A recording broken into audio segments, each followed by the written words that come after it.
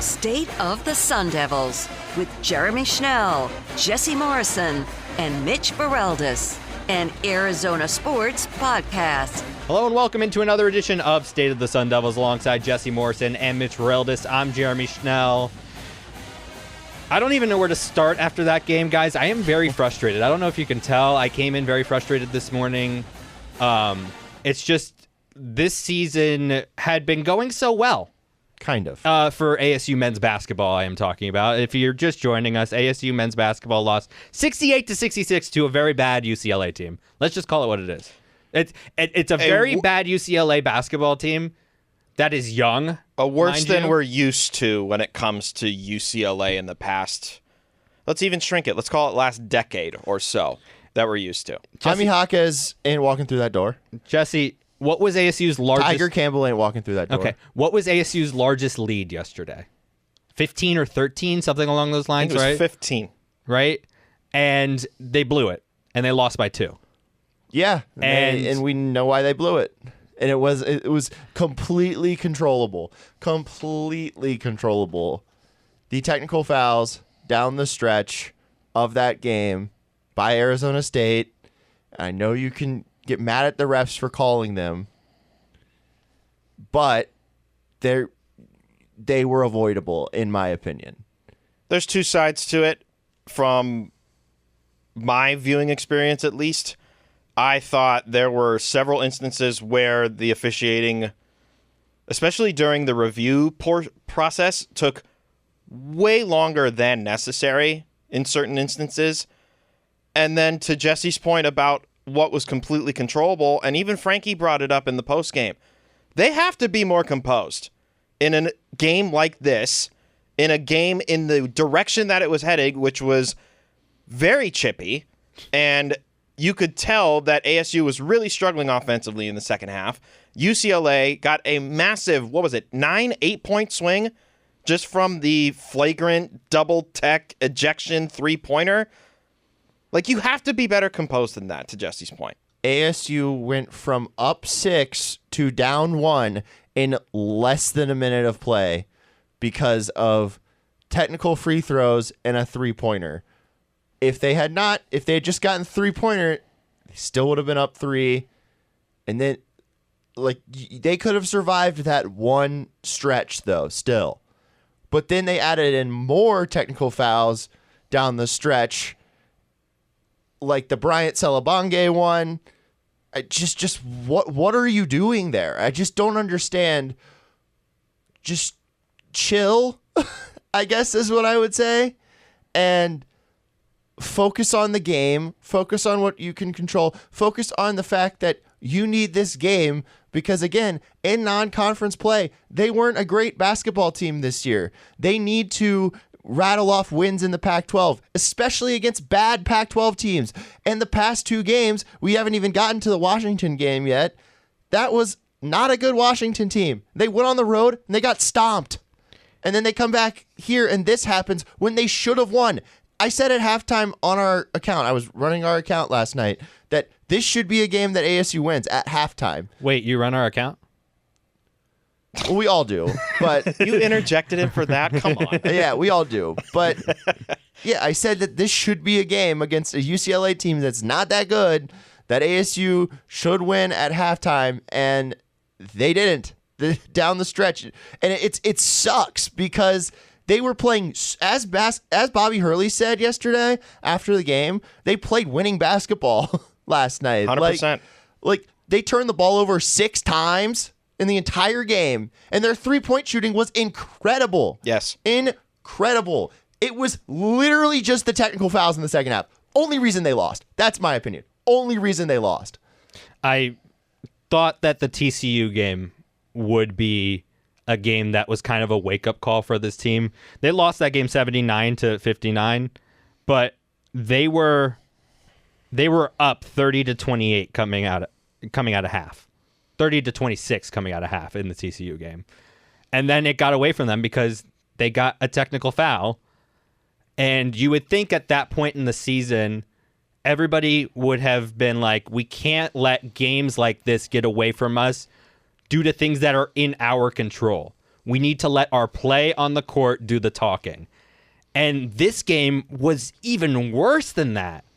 This game, they were up by double digits. Yeah.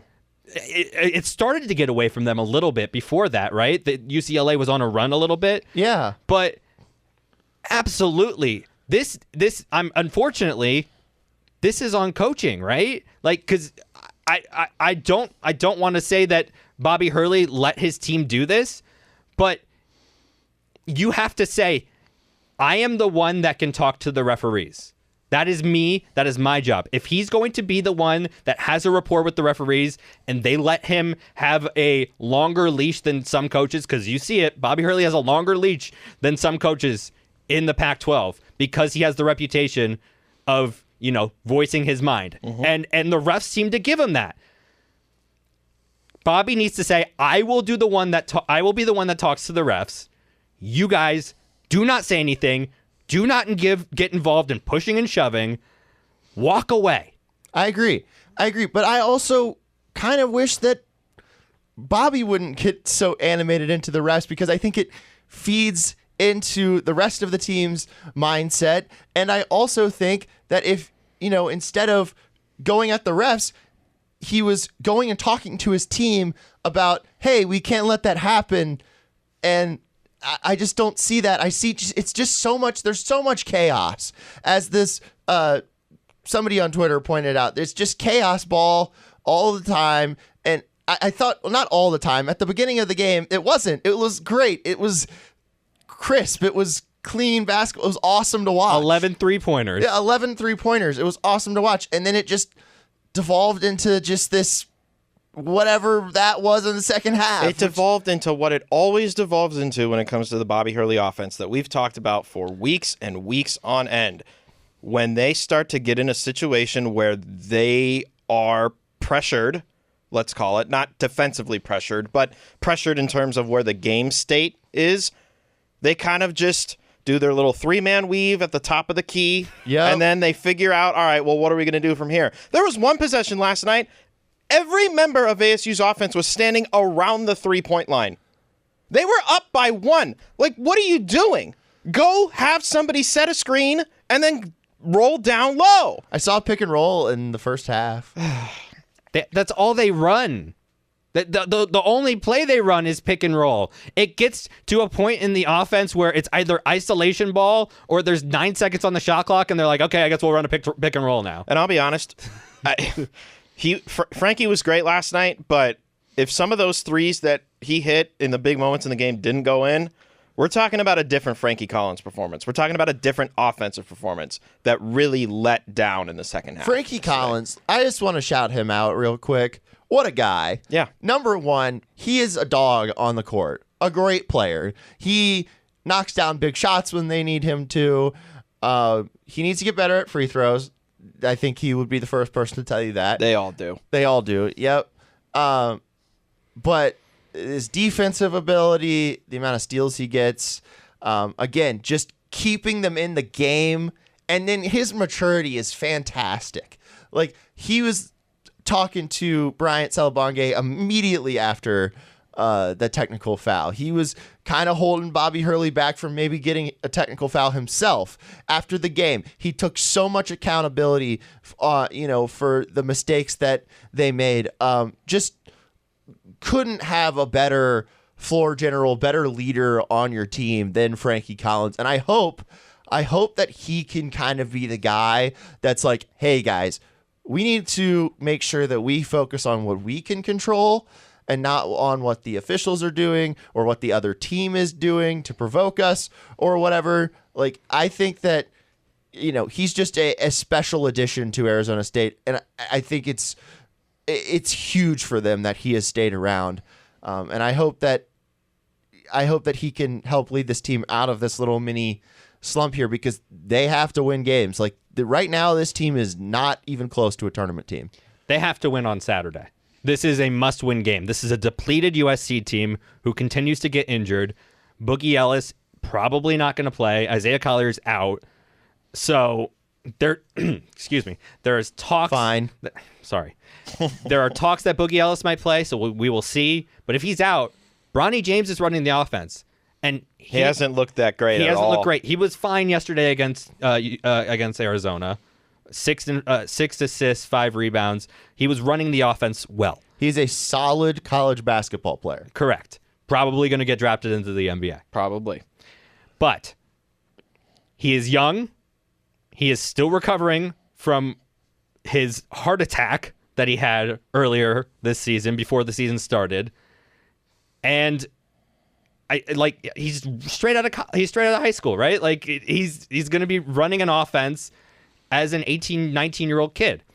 ASU needs to capitalize on that. And if they can, and I hope they will, it can help them get out of this mini slump like you were saying, Jesse. Mitch? Just to your point, this can't be the breakout game for SC. This can't be the breakout game for Bronny James. This can't be the game where USC is like, oh, I think we figured it out. Because we got an ASU team that's limping after their first loss last week against Washington, and then a blown, let's call it what it is, a blown loss to UCLA last Wednesday night. And you don't want to be the team that gets pounced on by the opponent that's just looking for a reason to get everything going. Yes. Let ASU be that team. This game can't spiral, or this team can't spiral. They've got to win this game. I hate saying this at this time of year, but it is a must-win game for Arizona State. I agree. If they win this game, they're 5-2 in the conference versus 4-3. That just sounds a lot better to me. And yeah, that would be 3 straight conference losses, and that would be time for for me to hit the panic button. So yeah, if they want to, they're going to have to really win a lot of these games. And they're going to have to beat Arizona in Arizona, probably. Or they could beat them at home. That's what I meant. They're going to have to beat Arizona 1 of 2 times. Correct. For ASU moving forward, though, again, it starts this Saturday. We will all be there. Yay. Shout out to us. Well, shout out to us. let's not be self-centered about it. All 3 of us will be there. We will do a post-game podcast on the court, which will be exciting. Our first one since football season on site. Correct. Yes, that would be the first one since football season, unless you count Mitch and I's little stand-up after the game. Did a little stand-up after Sam Houston. It's not a podcast. Didn't get posted. But it's still stand-up. I'm proud of you guys. I did a stand-up at the at the Jerry Colangelo Classic Hoop Fest Jam. That was a game that ASU could have used. Do you Jerry Colangelo? Do you know the Hall of joke Fame behind series. this? No, I don't know why you're tripping on your words. No, because there's Jam, Fest, Challenge, Classic. Everybody has a name series, for something, right? Yeah. Yeah, I get it. Mm-hmm. Yeah, there's always a name for something. Tournament. Can we preseason NIT is my favorite. Can we shout out our boy Doug Tamaro? Woo! SID for ASU. He Congratulations, Doug. He received the Katha Quinn Award, which is awarded by the United States Basketball Writers Association in honor of the service to the media, and Doug is the recipient for this year. I thought that was a really cool honor for Dougie, who's been just awesome. I know to me personally, and I know you too, Jesse. Great help. One of the most easy to communicate with sports information directors, PR people that you have to deal with. So big shout out to him, and congrats on the award. This is from Doug. He texted me this after I congratulated him. That award is named after a stud in our business, so it is pretty awesome. So really cool for Doug to love that. Have that award and for it to be named after, quote, a stud in their business. Doug Tamaro, love that guy. He's a stud in his own right. I will say that. That guy is a walking legend of our time. Football. That was my crappy role. We're always talking about football. This is mostly a football podcast just because of how long football takes up, with the offseason and the season in general. The offseason starts right away in football. Pretty much. And it's starting a little later for Arizona. Oopsie. Because they're going to have to try and do some damage control now that the Fisherman is off to Washington. Yeah, and I know this is going to be an unpopular take for ASU people, and it's just Jed Fish really screwed over Arizona. It's really bad. Like, you don't want this for any fan base. We all know U of A people that we admittedly like. And they're really hurt this week, and you just don't want this to happen really to anybody. And I know it's a good thing for ASU. It really is a good thing for ASU's football program, but I do feel a little bit sorry for the U of A fans because, again, we were doing this Jim Rome impersonation a few weeks ago on Jim Rome's show. Jed Fish was so committed to Tucson, and then he just dips for Washington right away. And it's just spineless. Just don't say that you're that committed. Say you love being here and you love the direction of the program, but don't say don't be as definitive as he was. It was just not good. It makes me feel icky, and you can blame Nick Saban if you're a U of A fan, because literally Nick Saban retired, Kalen DeBoer took that job, Jed Fish takes Arizona, and now San Jose, and it all leads to San Jose State fans getting pissed because now their head coach is at U of A. Nick Saban led to a group of 5 Mountain West school getting pissed. Wild. It's crazy how dominoes fall in college sports nowadays. I'm curious. I want to throw this out to you guys because, of course, we're an ASU podcast, and as much as as alums, we love seeing a sort of U of A related downfall or start over per se. Yeah. Now, I would like to clarify that this is really good for ASU's program heading into the new conference, because it was that U of A is heading into the new conference, and they can take this right away. Not anymore. Which, you know what? Was that they were possibly going to be a college football playoff contender. Yup. Not anymore. Might make a bowl game. Which is actually something that I'm curious with you guys about as we explore the ASU side of it. Does ASU now become a bit more of a, not necessarily the favorite, but a more likable team in terms of their success when the Big 12 season begins next year?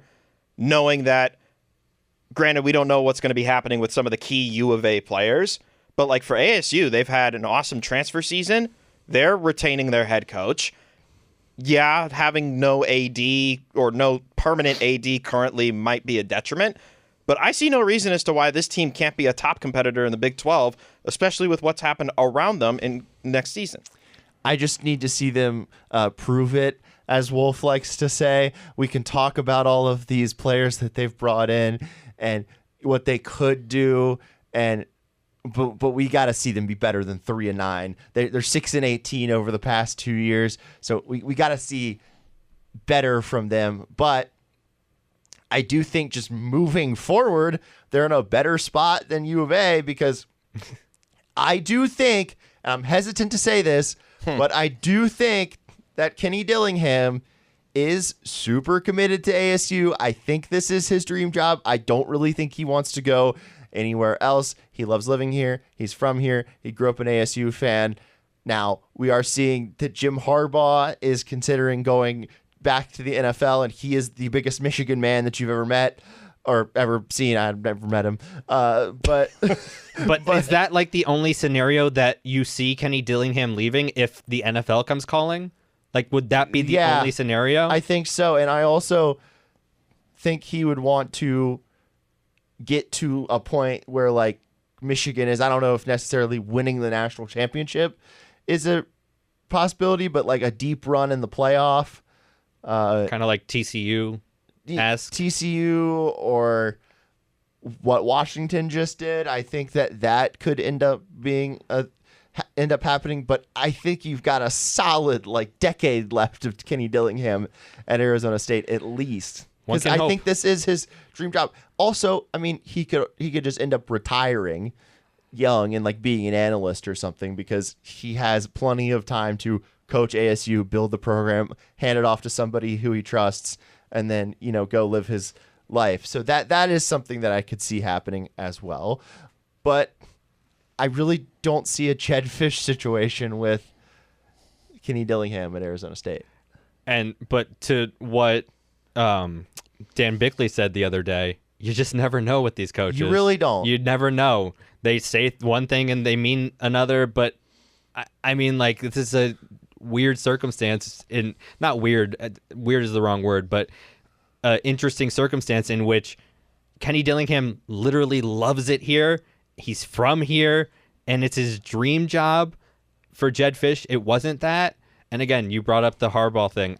I mean, we'll see. We'll see. I like having Kenny Dillingham here. He's done a great job so far in this transfer portal. And back to your question, Mitch, when you talked about, is ASU kind of a favorite in the Big 12? They could be. I think it's also a wait and see thing. And it's they have the talent now. Mm-hmm. Go do it. They have a young quarterback room, too. So they have the experience factor is going to carry with them as they spend more years in the Big 12 because they have a younger roster in terms of the core pieces that are going to be a part of this ASU team going forward. And I truly just think that I know you never know with these guys, but I truly think that Kenny is a good person. Like, just when we've had him on our podcast before we've actually started the interview, just like shooting the bleep with him is pretty good. Like, I've enjoyed that. He's really patient with us when we've had to when we've had like a little bit of technical issues or whatever, setting up the cameras and everything that we've got to do behind the scenes. Really, yeah, behind the scenes really stuff. My stuff. Here's out the there. curtain. Thanks. Let me just pull. Yeah, I'm pulling back. There is that actual curtain back there if you want to pull it. No, it's fine. But no, yeah, you can also watch this podcast on the Arizona Sports YouTube channel. That's a good time and to say if you want, if you're done watching this one, go watch our interview with Kenny Dillingham, where it was a great interview. I really liked what he had to say. So if you want to go do that, and then watch him on Burns and Gambo as well. But anyway, I think he's a good person, and I just don't see him doing something like this. Hockey, real quick, we got to run through this. Hockey, they moved down to number 16 in the country after getting swept by Cornell. Outscored 7-3 in 2 games. They lost in overtime to Cornell in the first one. Just an awful weekend. Worst case scenario weekend for ASU against Cornell. Yeah, it was really bad. I was there. I covered the second game of that series. Really not impressed with what I saw on Saturday. It was one of the... I've been to a good amount of ASU hockey games this year, just as a fan, just watching. And this was the first one I'd gone to as a media member, and it just didn't look like the same team. I think it was just a weird weekend for them. I don't think it's something that we can carry forward and say, oh, this team's gonna fall back and not be a tournament team. But yeah, they can't have performances like that. I felt like there was not enough energy, not enough early in the game for them to... Not enough oomph from the team early in the game, and it did not lead to good things. It was kind of how I felt when the Coyotes lost to the Flames last week, 6-2. It just came out and just started scoring goals. It's that oh my gosh into oh my gosh into oh my gosh into oh my gosh. Yeah. So they host Augustina, South Dakota this weekend at Mullet Arena. Augustana, fine. Okay. Christina Aguilera. I was like, we're talking about Christina Aguilera. Head out and support the hockey team. They need your help as they continue to make that push toward the NCAA tournament and hopefully make it to the Frozen Four. I just like saying Frozen Four. Fingers crossed. It's a fun way to say four. Yeah. It's Frozen Four. It's better than the Final Four, to tell you the truth, because Final Four is just Final Four teams. This is Frozen Four, which is like cooler. I don't know. Women's basketball, they hung around with Oregon for a little bit. Lost 65-53, and then they got blown out by Oregon State 92-55. Yeah, really not a good performance by ASU. Really in Pac-12 play so far, they have yet to score 60 points in a Pac-12 contest.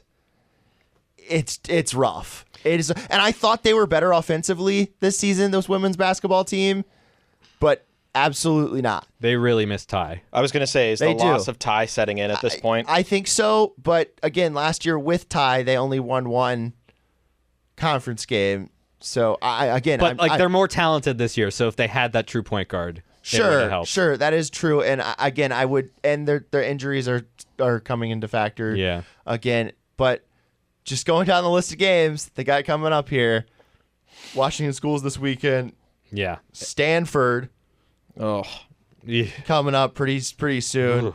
Tara ain't going to be losing to that team, that's for sure. Yeah, it's just overall, I'm searching for where that win is going to be. It's kind of like when we talked about football earlier in the football season. Is like, when is that next win going to happen for them? Yeah.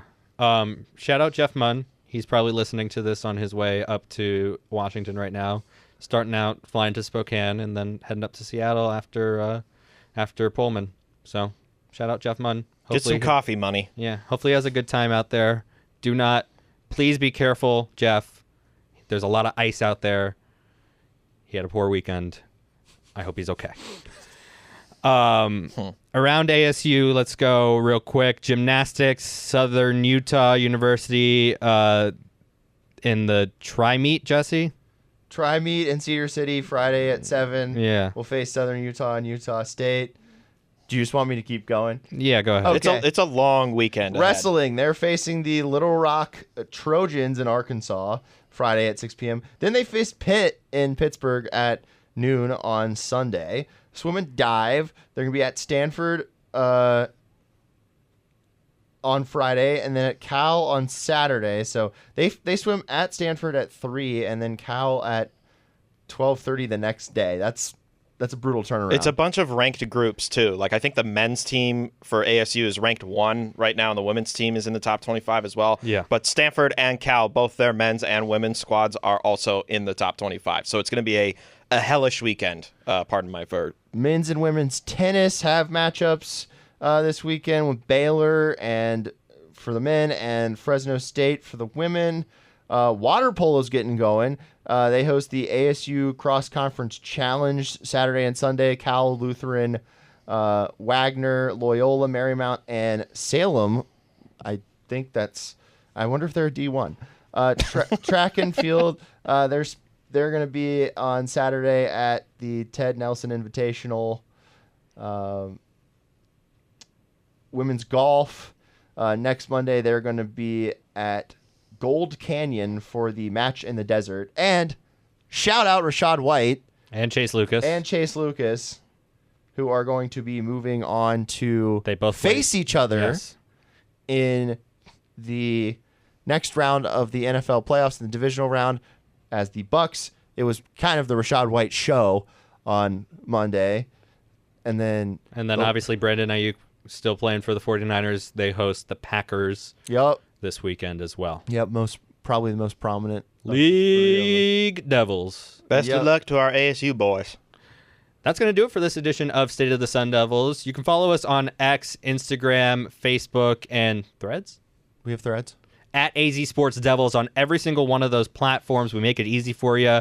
Again, you can watch us on YouTube if you're feeling like you're left out right now. Look at the cool screen. We have a cool screen right now. Please go over to YouTube and subscribe to the Arizona Sports YouTube channel. We do almost every episode on video as well. Wherever you get your podcast, please subscribe and download our podcasts. We would really appreciate it. Rate 5 stars, or at least 4. For you, Mitch, anything. Rate 5. I'm just teasing. If you rate 5 stars, come on. We're fun, right? Kind of. That's going to do it. Once again, thank you so much for listening. For Jesse Morrison and Mitch Ferreldis, I'm Jeremy Schnell. We'll talk to you on Saturday.